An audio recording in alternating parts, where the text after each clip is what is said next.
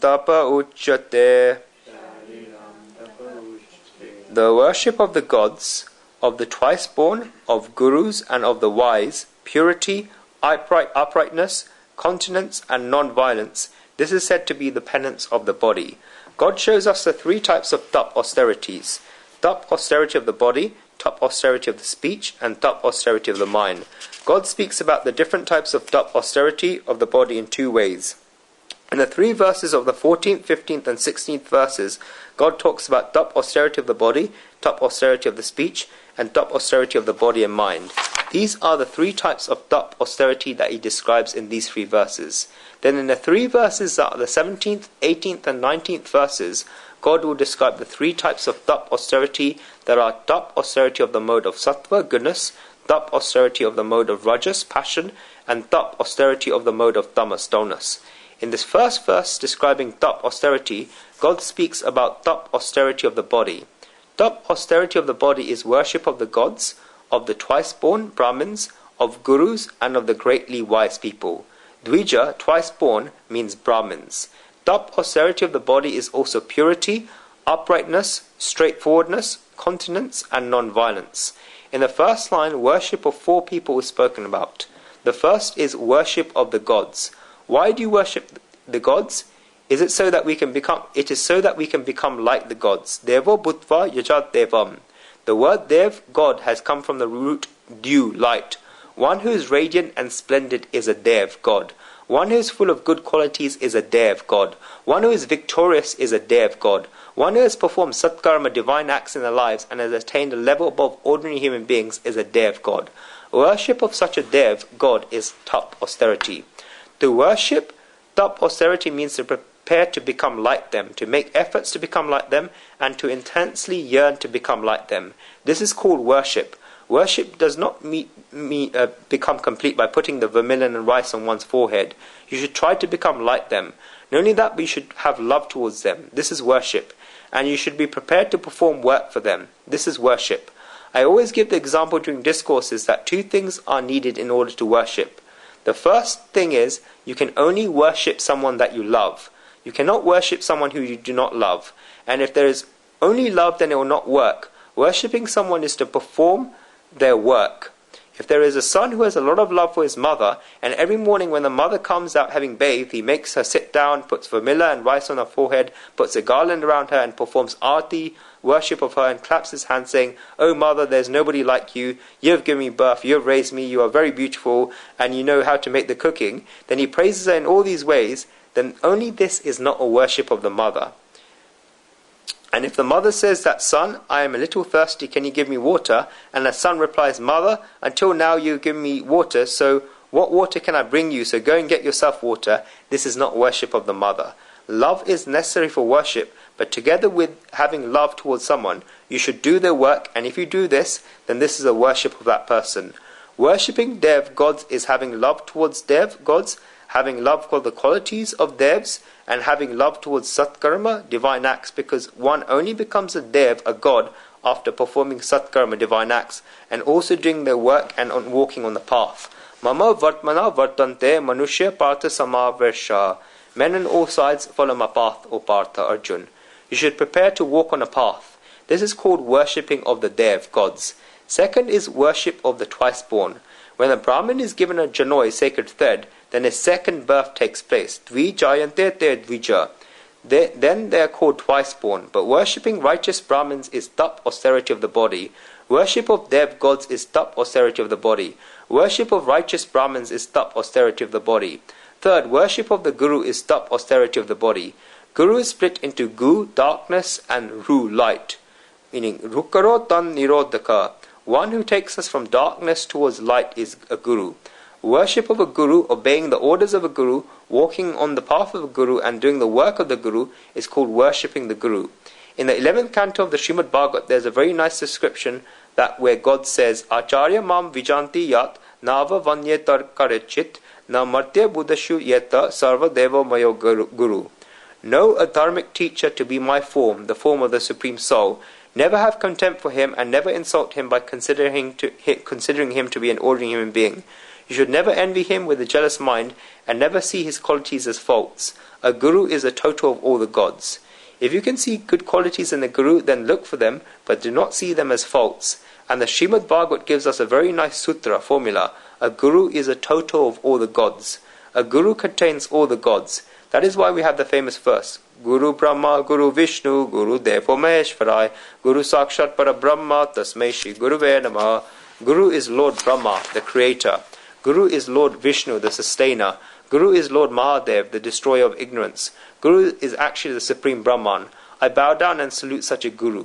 A guru contains all the gods. The reason for this is that if we accept that proper guidance that the guru is giving in the right way and put into practice in our lives, then we can attain any god we want to attain. A guru contains all the gods. Worship of the guru is top austerity of the body. Worship of prajna, wise people, is also top austerity of the body. A prajna is one who knows what is right. Prakashina jayanti iti prajna. A prajna is a knower of Brahman, the supreme being.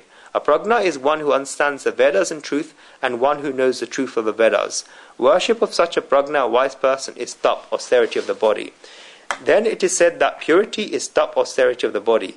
Purity of the body is necessary, but there is purity that is even greater than this in the top austerity of the body. If the body gets pressed through sadkarma, divine acts, then it is purity. Vinoba Bhave gives a very nice example. 2 saris are placed in front of a youth. One sari is very expensive, made of pure silk, embroidered with true gold, laundry wash, and would cost 20,000 rupees if sold in the market. But this is the sari of a prostitute.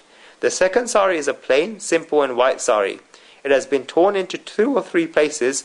If someone tried to sell it in the market, then they would not even be able to get 2 rupees for it. But this sari belongs to that youth's mother. If this youth was asked which of the 2 saris are pure, then what answer would the good youth give? No matter if the first sari is clean, expensive, washed in the laundry and everything else, it is not pure for the youth, because the person wearing the sari has not done nothing for the youth, whereas the youth's mother has suffered for him, and therefore the youth's mother's sari is pure for the youth because his mother has suffered for him. This is a very measuring tape for purity. If one has suffered for someone, then this one is pure for that person. If incense sticks have been lit by themselves and gives others a smell, then it is pure. If a lamp uses its own ghee, clarified butter, and gives light to others, then it's pure. This is purity. When does one become pure? Suffering for someone else is the feeling of purity. I often think that when we look at the roads and see dirty people are moving around, performing labor, then they perform labor throughout the day and are covered with sweat. If we even have to go shopping for half an hour, then we have to have a shower and come home. This is how clean we are. This is a good thing, and I do not mean to say it's a bad thing, but this labourer has sweat pouring down him throughout the whole day. He does not get the opportunity to have a shower in the evening. And yet, if you see this, then people in his family hug him and hold on to him, and his children are like this. They just hold on to him. If this person comes with a key or something, then we tell him to stay outside and get the servant to get the key off him. We do not even go close to him. Why do the people in his house go close to him? Do they not smell the bad smell? They must know the bad smell, and they must also be getting the bad smell. It is not as if we get the bad smell. They must also be getting the bad smell, but they do not get affected by the bad smell because they know that this person is suffering from them. Therefore, there is no feeling of neglecting him. The topic of purity advances even further. The saints of Maharashtra tell us who is pure. A person is not just pure if their body is clean. Of course the body is clean, and it is also necessary to make one's body clean, but who can you call a pure person? Brahmi Bhuta Kaya Hotase Kirtani. By chanting the name of the Lord, a person becomes purified with Brahman. When a person remembers the Supreme Soul, then a person becomes one form with Brahman.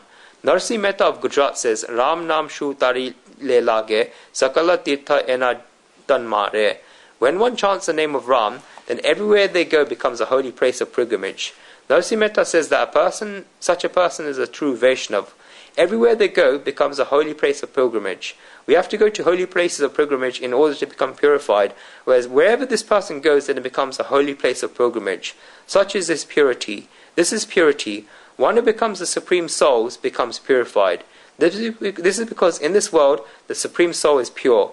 One who becomes the Supreme Soul becomes pure. God says in the Gita itself that purity is nahi gnanena sodusham pavitram ihi vidyate. There is nothing on earth equal to purity, to wisdom. If there is nothing on earth that is equal to purity, to Gna and wisdom, then this should mean that the more wise that a human being becomes, then the more pure he is. This is purity. This is penance of the body. The next quality of penance of the body is arjavam, uprightness. This is straightforwardness. Madhusudan Saraswati Ji says that activity in actions prescribed by the scriptures and inactivity in actions prohibited by the scriptures is called arjavam, uprightness. One should perform activity in actions that the scriptures have shown, and one should not perform these actions that the scriptures have opposed. Arjava means uprightness and straightforwardness. Ramanujarji says that when actions with a mind, speech and body become one, then this is arjavam, uprightness. The actions of the mind, speech and body should become one. This is a person who says that he thinks and acts with his body as he speaks. This is called straightforwardness. The next quality of penance of the body is called brahmacharyam, continence. Brahmacharyam, continence, is counted as a penance of the body. We have kept brahmacharyam limited to abstinence from sex, and that is it. This is a very limited meaning of brahmacharyam. In reality, naishtik brahmacharyam, perpetual continence, means not even having impure thoughts. Madhusudan Saraswati Ji and Vallabhacharya Ji have defined brahmacharyam here as having sexual relations only seasonally and within limits during the life of a householder. Nishida metun nivruttihi. If one is like this, then you should consider them to be a brahmacharyam. This is a person who is living under control and within limits. This is a person who is brahmacharyam. Brahmacharyam, continence, is given a lot of greatness in our scriptures. A lot depends on what direction we turn the power of calm, desire. If that power becomes destructive, then a human being also becomes destructive with it. We know that just like we're hungry, the body has many types of wishes. It is therefore also accepted that it's natural. Ahara nidra bayamantu nancha samaninetak pashubina vanam. Even a crow has two legs. Even a crow sleeps. Even a crow eats. And even a crow reproduces. Therefore it is not right to say that someone who has 2 feet is a human being. Animals have this, and human beings also have this. This is not intended to criticize this, but it's said that one who rises above this is great. One who turns the power of calm, desire, in an upward directions can attain Ram very quickly. Therefore I'll clarify this once again, that it is not criticized, and that is why Shri Krishna says in the Gita, Dharma viruho bhuteshu kamo asmi bharatarshaba. In beings, I am the desire that is not contrary to law, or Lord of the Bharatas, Arjun. I have spoken about this a lot of detail when that verse, chapter 7, verse 11 came. There is not a no to calm desire. Shri Krishna said further in verse 28 of the chapter 10 of the Gita, while describing his vibhuti, divine manifestations, that Prajnascha asmi kandarpa, of the progenitors I am the god of love. The power of calm desire should be used for moving one in an upwards direction. Brahmacharyam, continence, is the movement of calm desire in an upwards direction. It is a sublimation of calm desire. It is an enlightenment of calm desire. It is not a prohibition of calm desire. It is moving calm desire in an upwards direction. In the Atharved literature, it is said that Brahmacharya tapaha deha mrityu pragnata. From the austerity of continence, the gods attain victory over death. The Yoga Sutra says that Brahmacharya pratishyam virya labhaha. One who remains established and steady in continence attains transduction into something great. The Gopat Brahman of the Atharved contains a description that Brahmacharyam, continence, is a great means to revolution of the body, peace of the mind, remembering, brilliance, the power of wisdom, Atma Bhav, the power of the self, etc. Vedanta Vakya Shu Sada Ramanta Bhikshana Matrana Chatushti Mantaha Ashoka Vanta Karunayake Vanta Gopi Na Vanta Kalu Bhagya Vanta. His mind is constantly engrossed in the teachings and experiences of Vedanta. He is so content that his body lasts because of the food he receives from alms. He has no desires and is full of compassion. There is nothing he has gathered, and he has worn just one loincloth. But if you look at him, then you think that the emperor of the world is coming. There is such a great state to being, and you can tell from the radiance of a person's face whether living the life of a brahmacharya, continence. This is a person who exercises control in their life. And brahmacharya continence is extremely necessary for revolution of the body, the peace of the mind, memory, brilliance, the power of wisdom, Atma Bhav, the power of the self, etc. The next quality of penance of the body is ahimsa, non-violence. Ahimsa, non-violence, is giving no pain to any creature through the mind, speech, or the body. This is not giving pain to any creature through the body, not giving pain to any creature through the mind, and not giving pain to any creature through the speech. We only consider ahimsa non-violence to mean not killing spiders. It is not that. One should also not give any pain to any creature through the mind or the speech. This is because if we hurt someone from the body, then this pain can be healed. But if we have hurt someone from the mind, then this pain cannot be healed very quickly. And many people use such words when they speak that big scars are created on the other person's heart. They did not even think about the effect that what they're saying has on the person's heart. This is also another type of violence.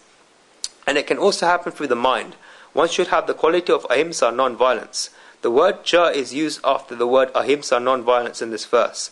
Madhusudan Saraswati ji says that through the use of the word ja, two other things have to be assumed. Asteya, non-stealing, and aparigraha, non-possessiveness. That is why the word ja is used. Asteya does not only mean not committing robberies in the dark, it also means not to take or snatch something that somebody else has the right to. If somebody else has the right to something, then we should not take it without asking them. This is called asteya, non-stealing. And aparigraha, non-possessiveness, is not having the attitude of collecting things. This is called aparigraha, non-possessiveness. Shri Krishna says in this verse that all of these things are said to be penance of the body. Shankaracharya says that all of these are called penance of the body because they are all done with the body. Sharira nitpratram, shariram stira, pramadneti sarve reya, karya karnehi kartavritu sadhyam shariram tapaya uchyate. That's what it says. The attitude of not collecting things. All of these are called penance of the body because they're done with the body. All of these are tap austerities, including worship of the gods, of the twice-born, of the gurus, and of the wise. Purity, uprightness, continence, and non-violence are all done with the body and can be all attained with the body, and that is why they're called tap austerities of the body. In the next verse, God describes tap austerities of the speech. This verse is very short.